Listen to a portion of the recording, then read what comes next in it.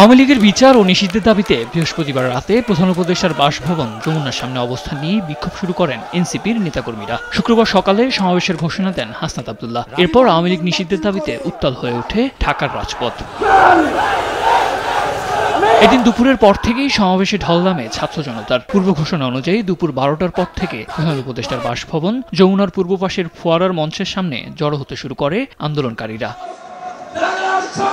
শুক্রবার জুমার নামাজের পর ঢাকার বিভিন্ন জায়গা থেকে ছোট বড় মিছিল নিয়ে মঞ্চের আশেপাশে যুক্ত হয় নানা শ্রেণী পেশার মানুষ। বিভিন্ন রাজনৈতিক দলগুলোর নেতাকর্মীরাও আসেন মিছিল নিয়ে। তাদের সবার কণ্ঠে ছিল আওয়ামী লীগ নিষিদ্ধের স্লোগান। সমাবেশে আসেন ইসলামী ছাত্র শিবির, জুলাই শিক্ষার্থী, ইনকিলাব মঞ্চ সহ ছাত্রপক্ষের নেতাকর্মীরা। এছাড়াও বিভিন্ন সংগঠনের নেতাকর্মীরা উপস্থিত হন।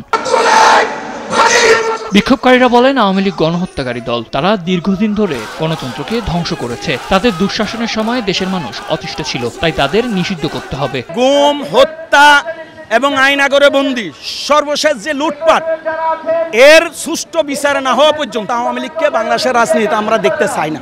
58 জন সেনা অফিসার 2013 সালে শাপলা চত্বরে আলেম উলামাদের উপর যে হত্যাযজ্ঞ এবং সর্বশেষ 24শে জুলাইয়ের যে গণহত্যা, এই গণহত্যার যে সমস্ত শহীদানরা রয়েছেন তাদের রক্তের সাথে বেইমানি করা হবে যদি আওয়ামী লীগকে নিষিদ্ধ করা না হয়। আওয়ামী লীগকে নিষিদ্ধ করার জন্য জোর দাবি জানাচ্ছি। এদেশে ফ্যাসিস্টের কোনো স্থান হবে না।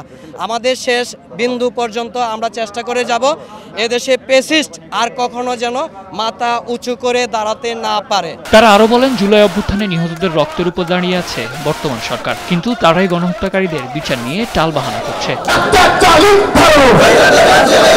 সাদ আহমেদ, দেশ টিভি, ঢাকা।